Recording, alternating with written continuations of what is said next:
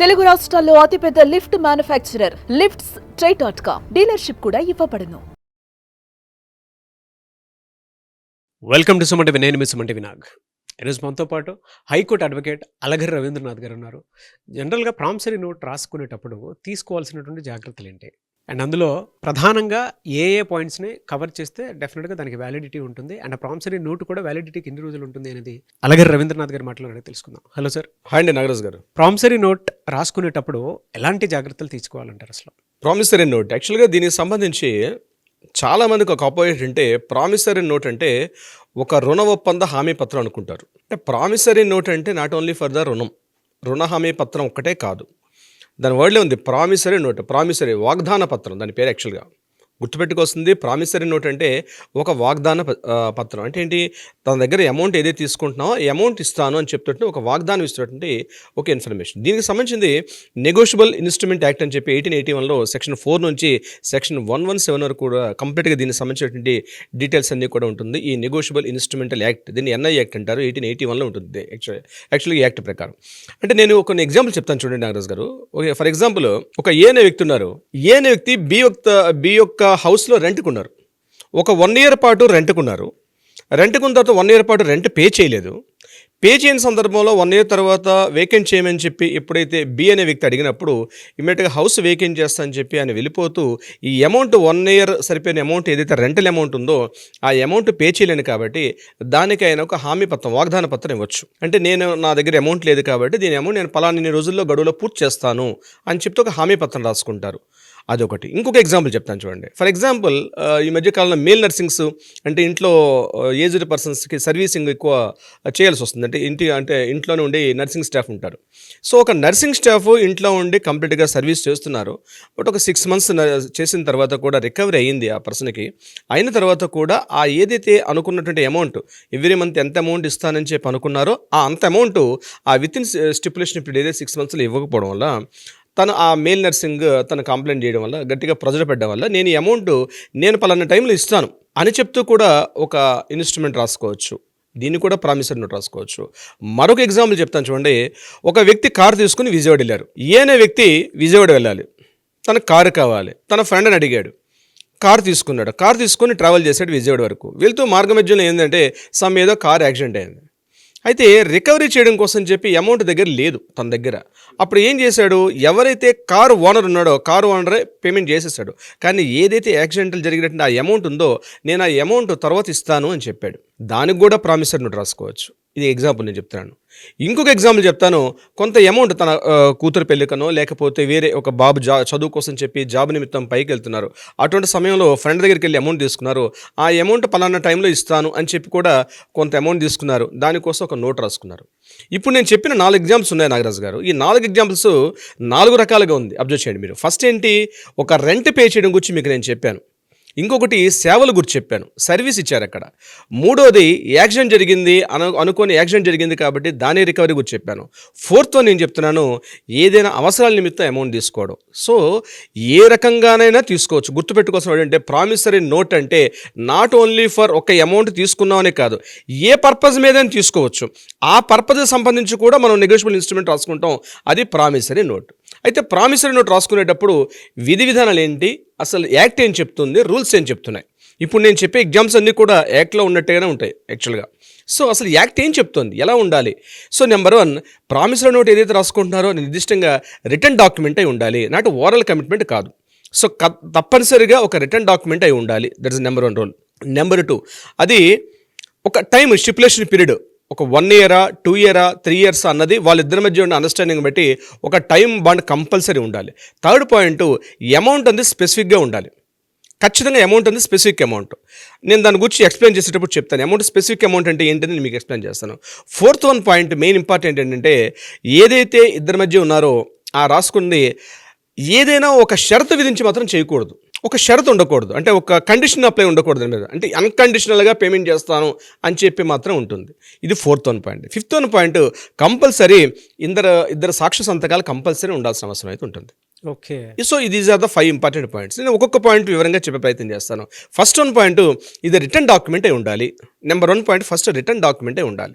ఏంటి return document అంటే, చేతి హస్తాలతో అంటే స్వదస్తుడితో రాసుకోవచ్చు, పెన్నుతోనే రాయొచ్చు, బాల్ పెన్తోనే రాసి పెట్టవచ్చు, లేదా ఇంక్ పెన్తో రాయొచ్చు. ఇంకా చెప్తున్నామరండి, పెన్సిల్తో కూడా రాసుకోవచ్చు. అది కూడా పేపర్ మీద రాయాల్సిన అవసరం లేదు, ఒక క్లాత్ మీదే రాసుకోవచ్చు. క్లాత్ మీద రాసుకున్నామండి, ఇద్దరు ఒప్పంద పత్రం ప్రామిసరీ నోట్ చెల్లదంటే కుదరదు.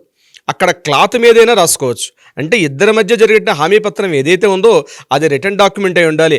ఆ రిటర్న్ డాక్యుమెంట్ కూడా కొంత ప్రింట్ ఉండొచ్చు, కొంత హ్యాండ్ రైటింగ్ ఉండొచ్చు. ఇప్పుడు మార్కెట్లో ప్రామిసరీ నోట్ అంటే స్టేషనరీ షాపులో ఒక పేపర్ దొరుకుతుంది, ఆ పేపర్ని ఫిల్ చేసుకుంటూ వెళ్తారు ఫిల్ ఇన్ ది బ్లాంక్స్ దగ్గర, ఆ పర్సన్ దగ్గర ఆ పర్సన్ ఎవరని చెప్పి ఫిల్ చేసుకుంటూ వెళ్తారు. అలా కూడా ఉండొచ్చు. తెలుగులోనే రాసి పెట్టవచ్చు, హిందీలో రాసి పెట్టుకోవచ్చు, లోకల్ లాంగ్వేజ్ కావచ్చు, ఎనీ నేషనల్ లాంగ్వేజ్లో కూడా రాసి పెట్టుకోవచ్చు ప్రామిసరీ నోట్ అన్నది. ఇది వెరీ వెరీ ఇంపార్టెంట్. సో నిర్దిష్టంగా రాసుకున్నటువంటి డాక్యుమెంట్ హ్యాండ్ రైటింగ్ అయినా రాసుకోవచ్చు, లేకపోతే ప్రింటెడ్ పేపర్ అయినా ఉండొచ్చు. ఇట్ ఇస్ వెరీ, ప్రతి పాయింట్ క్లియర్గా ఉంటుంది యాక్ట్లో.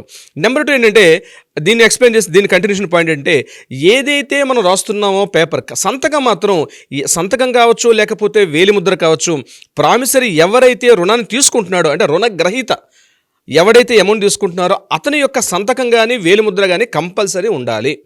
పైన రాసుకున్న సంతకం మిస్ మ్యాచ్ అయినా పర్వాలేదంటే, ఎవరైనా రాసి కింద సంతకం ఎవరైతే అమౌంట్ తీసుకుంటున్నారో వాళ్ళ యొక్క సంతకం అయితే ఉండొచ్చు, లేకపోతే వేలిముద్ర కూడా కంపల్సరీ ఉండొచ్చు. ఇది ఖచ్చితంగా రిటర్న్ డాక్యుమెంట్ ఉండాలి. ఇది నెంబర్ 1 పాయింట్. నెంబర్ 2 పాయింట్ నేను మీకు ఏం చెప్పాను, ఖచ్చితంగా డేట్ మెన్షన్ చేసి ఉండాలి. అంటే ఎన్ని రోజుల్లో ఇస్తున్నాం, పలానా రోజుల్లో ఇస్తున్నాం అంటే 1 year ఇస్తున్నామా, 2 years ఇస్తున్నామా, ఆ స్పెసిఫిక్ డేట్ కూడా మెన్షన్ చేయాలి. నెంబర్ 3, అమౌంట్ కూడా మెన్షన్ చేయాలి. అక్కడ ఎంత అమౌంట్, ఇక్కడ చూడండి, ప్రిన్సిపల్ అమౌంట్ సపోజ్ ఒక ₹1,00,000 తీసుకున్నారు, ₹1,00,000కి ఇంత వడ్డీ కలిపి వేస్తున్నాము అని చెప్పి రాసుకుంటారు కొంతమంది. అది ధర్మ వడ్డీ అంటారు, ₹2 వడ్డీ అంటారు. అంటే గవర్నమెంట్ లెక్కల ప్రకారం 24% రాసుకుంటారు కాబట్టి అది కూడా మెన్షన్ చేయాలి. అక్కడ పర్సంటేజ్ మెన్షన్ చేయకపోయినా టోటల్ అమౌంట్ ఇంత తీసుకున్నారు, ఇంత అమౌంట్ ఇన్ని రోజుల్లో ఇస్తారు అని చెప్పి అయితే మెన్షన్ చేసుకోవాలి. ఇంకొక 3rd పాయింట్, ఎటువంటి షరతులు లేకుండా రాసుకోవాలి. ఫర్ ఎగ్జాంపుల్ షరతులు అంటే, నేను మీకు అమౌంట్ ఇస్తాను, మా అబ్బాయి పెళ్ళి అయిన తర్వాత అమౌంట్ ఇస్తాను, మా అమ్మాయి పెళ్ళి అయిన తర్వాత ఇస్తాను, లేకపోతే మా అబ్బాయికి జాబ్ వస్తే ఇస్తాను, లేకపోతే మా నాన్నగారు చనిపోయికి ఇస్తాను, ఆ ప్రాపర్టీ వస్తుంది, ఆ అమౌంట్ వచ్చాక అప్పుడు అందులో అమౌంట్ ఇస్తాను. ఇట్లాంటి షరతులు అన్నవి ప్రామిసరీ నోట్లో పనికిరావు. అట్లాంటి డాక్యుమెంట్ ఇన్వాలిడ్ అవుతుంది అనమాట. అంటే అన్కండిషనల్గా ఉండాలి. నేను మీకు ఇస్తున్నాను వితౌట్ ఎనీ కండిషన్. మీ దగ్గర అమౌంట్ నేను తీసుకున్నాను, ఈ అమౌంట్ ఒక్కటి తీసుకోవడం కాదు, నేను చెప్పాను ఇందాక 4 పాయింట్స్. ఏ సందర్భంగా సర్వీస్ ఓరియంటేషనా, రెంటల్ పర్పజా, లేకపోతే ఎనీ పర్పస్ తీసుకున్నప్పుడు కూడా దానిని క్లియర్గా అన్కండిషనల్గా ఇస్తాను, అంతేగాని మా నాన్నగారు చనిపోతే ఇస్తాను, మా నాన్నగారు ప్రాపర్టీ వస్తుంది అని ఇట్లాంటి కండిషన్స్ అన్ని పెడితే ఆ ఖచ్చితంగా ఆ ప్రామిసరీ నోటు ఇన్వాలిడ్ అవుతుంది. సో అన్కండిషనల్గా పేమెంట్ చేయాల్సిన విధానం ఉంటుంది. ఇంకొకటి, ఇందాక నేను ఒక మాట చెప్పాను, ఆ రిటర్న్ డాక్యుమెంట్ ఏదైతే రాస్తుంటారో ఆ రిటర్న్ డాక్యుమెంట్లో వర్డ్స్ రాస్తారు, లెటర్స్ రాస్తారు. అంటే ఫర్ ఎగ్జాంపుల్ ఒక ₹1,00,000 అనుకోండి, 1 5 సున్నాలు పెట్టడం. కొన్ని చోట్ల ఇన్వర్డ్స్ రాస్తారు. అంటే ఇన్వర్డ్స్ రాసేటప్పుడు ఏం చేస్తారంటే, అక్షరాల ₹1,00,000 అని మనం విడివిడిగా రాస్తాం. ఆ రాసేటప్పుడు ఒకవేళ ఇన్ కేస్ ఏదైనా మిస్టేక్ జరిగినప్పుడు, అంటే రిటర్న్ వర్డ్స్ ఉండి అక్కడ నెంబరింగ్ రాసేటప్పుడు ఏదైనా సున్నాలు తక్కువ పెట్టి ఎక్కువ పెట్టుకునేటప్పుడు, ఇట్లాంటి విషయంలో ఏదైనా లీగల్ ప్రాబ్లమ్స్ వచ్చేటప్పుడు దేన్ని కన్సిడర్ చేస్తారు అనేది చాలా పెద్ద విషయం. సో యాక్ట్ క్లియర్గా చెప్తుంది సెక్షన్ 8 ప్రకారం, ఒకవేళ ఇట్లాంటి సందర్భాలు వచ్చేటప్పుడు ఏదైతే ఇన్వర్డ్స్ రాశారో, అంటే ₹1,00,000 కావచ్చు, 5 లక్షలు, ఎంత అమౌంట్ అయితే అంత, ఆ ఇన్వర్డ్స్ ఏదైతే రాశారో దాన్నే ప్రామాణికంగా తీసుకుంటారు. ఒకవేళ మిస్టేక్ ఉన్నప్పటికీ కూడా, అంటే ఈ లెటర్స్ మన నెంబర్స్ రాసుకునేటప్పుడు తప్పుగా ఒక అంకె ఎక్కువ సున్నా తక్కువ వేసినప్పుడు కూడా ఏదైతే ఇట్లాంటి ఇన్వర్డ్స్ ఉంటారో దాన్నే ప్రామాణికంగా తీసుకుంటారని కూడా చెప్తుంది. నెంబర్ 3, ఇక్కడ సాక్షి సంతకాలు is very very most important. అంటే మనం పైనంతా డాక్యుమెంట్ రాసి కిందన revenue stamp is the very very important. అంటే ఒక రెవెన్యూ స్టాంప్ ₹1 రెవెన్యూ స్టాంప్ మీద అప్ టు 3 crores వరకు తీసుకోవచ్చు. That is the valid important. 3 crores వరకు ₹1 revenue stamp equal to 3 crores, అంటే ₹3 కోట్ల వరకు కూడా వర్తబుల్ ఉంటుంది. చాలా మందికి ఈ విషయం లీగల్గా చాలా మంది తెలియదు. ₹1 revenue stamp is valid up to 3 crores వరకు ఉంటుంది. సో ఇక్కడ సంతకం పెట్టేశారు, అంతా అయిపోయింది. ఇక్కడ వచ్చేసరికల్లా ఈ సిగ్నేచర్స్, సాక్షి సంతకాలు వెరీ వెరీ మోస్ట్ ఇంపార్టెంట్. సాక్షి సంతకాలు లేకపోతే టోటల్ డాక్యుమెంట్ అంతా కూడా ఇన్వాలిడ్ డాక్యుమెంట్ అవుతుంది. నాట్ ఓన్లీ ప్రామిసరీ నోట్ ఒకటే కాదు, ఎటువంటి ఒప్పంద పత్రం అగ్రిమెంట్ రాసుకున్నా, లేదా ఒక సేల్ డీడ్ రాసుకున్నా, ఒక agreement of sale deed, any type of ఒక జీపీఏ ఏది రాసుకున్నప్పటికీ కూడా కిందన సాక్షి సంతకాలు లేకపోతే ఏదైనా న్యాయపరంగా చిక్కులు కానీ అంటే ప్రాబ్లమ్స్ ఏమి వచ్చినప్పుడు ఈ సాక్షి సంతకాలు లేకపోవడం వల్ల చాలా ఇన్వాలిడ్ అవుతుంది. అంటే క్లియర్గా చెప్తుంది యాక్ట్, ఏం చెప్తుందంటే సాక్షి సంతకాలు ఈజ్ వెరీ వెరీ మ్యాండేటరీ. అంటే ఒకసారి ఏం చేస్తారంటే కొంతమంది సైన్ చేసేస్తారు ఏదంటే, అంటే ఫర్ ఎగ్జాంపుల్ నా పేరు అనుకోండి, రవీంద్రనాథ్ అనుకోండి, రవీంద్రనాథ్ అని ఏదో ఫార్మల్గా రాసిస్తాను, అట్లా కుదరదు అనమాట. కంపల్సరీ రవీంద్రనాథ్ అని రాస్తే కింద నా నేమ్ కూడా విడివిడి అక్షరాలతో కంపల్సరీ రాయాల్సిన అవసరం ఉంటుంది. అంతేగాని రవీంద్రనాథ్ ఆ క్షణానికి ఏదో పని అయిపోవాలి కాబట్టి అని చెప్పి ఏదో ఇట్లా సిగ్నేచర్ చేసేస్తామంటే కుదరదు. ఆ పర్సన్ ఎవరో తెలియాలి కాబట్టి ఒకవేళ సిగ్నేచర్ పెట్టినా కిందన ఈచ్ అండ్ ఎవ్రీ లెటర్ కూడా విడివిడి అక్షరాలతో కూడా మళ్ళీ సాక్షి సంతకాలు పెట్టుకోవాలి. అయితే వాళ్ళ ఆధార్ కార్డులు అవసరమా, ఇట్లాంటివన్నీ కూడా అంత పెద్దగా అవసరం ఉండదు డాక్యుమెంట్ రాసుకునే సందర్భంలో. Promissory note is very very important. ఇంకొకటి ఇంపార్టెంట్ అంటే ఈ promissory note up to 3 years వరకు వ్యాలిడిటీ. ఓకే, అంటే ఒక ఇద్దరి మధ్య ఒక వాగ్దాన పత్రం అంటే ఒక అమౌంట్ విషయంలో జరిగినప్పుడు ప్రామిసరీ నోట్ అంటే ముందే చెప్పాను వాగ్దాన పత్రం. సో రాసుకునేటప్పుడు ఆ డాక్యుమెంట్ ఇన్ టైంలో జరగకపోతే, పేమెంట్ జరగకపోతే ఆ డాక్యుమెంట్ ఎక్స్పైర్ అయిన డేట్ నుంచి, రాసుకున్న డేట్ నుంచి కాదండి, ఏదైతే ఎక్స్పైర్ అవుతుందో అంటే పలానా ఈ రోజు ఒక డాక్యుమెంట్ రాసుకున్నారు, ఈ రోజు మనకు ఒక డేట్ ఉంది, ఈ డేట్లో 1 yearలో డేట్ ఇస్తానని చెప్పి అమౌంట్ రాసుకున్నాం, 1 year నుంచి 3 years టైం ఉంటుంది. That is the validity. With in 3 yearsలో ఆ యొక్క డాక్యుమెంట్ లీగల్ కోర్టులో సబ్మిషన్ చేసినప్పటికీ దానికి వ్యాలిడిటీ ఉంటుంది. 3 years లేకపోతే దానికి వేరే సపోర్టింగ్ ఉంటుంది. అది మనం వేరే ఇంకొక వీడియోలో డిస్కస్ చేస్తాం ఎలా చేస్తే అవుతుంది అని చెప్పి. బట్ ఏదైనప్పుడు కూడా విత్ ఇన్ 3 yearsలో పేమెంట్ రాకపోతే రికవరీ చేయడానికి విత్ ఇన్ 3 yearsలో మాత్రమే దానికి డాక్యుమెంట్ ఫైల్ చేసుకునే అవకాశం ఉంటుంది నాగరాజు గారు. సో మెయిన్ ఏంటంటే date is very important, person ఎవరు వస్తున్నారో పర్సన్ ఇంపార్టెంట్, వాళ్ళ ఫాదర్ నేమ్ ఇంపార్టెంట్, ఎంత అమౌంట్ తీసుకుంటున్నాం అన్నది ఇంపార్టెంట్, ఎప్పట్లోగా ఇస్తా ఉన్నది ఇంపార్టెంట్. ఇవన్నీ కూడా కన్సిడర్ చేసుకుంటూ రాయాలి. అప్పుడే ఈ ప్రామిసరీ నోట్ అనేది వ్యాలిడిటీ అవుతుంది. దీనికి రిటర్న్గా రాసుకున్నా, హ్యాండ్ రైటింగ్తో రాసుకున్నా, ఎట్లా రాసుకున్నప్పుడు కూడా కింద రెవెన్యూ స్టాంప్ పెట్టడం is very very mandatory. These are the conditions Nagaraju garu. Very good information అండి. చాలా మందికి చాలా రకాల డౌట్స్ ఉంటాయి అండ్ ప్రామిసరీ నోట్ను కూడా కొంతమంది తక్కువగా చేసి చూసేటువంటి వాళ్ళు కూడా ఉంటారు.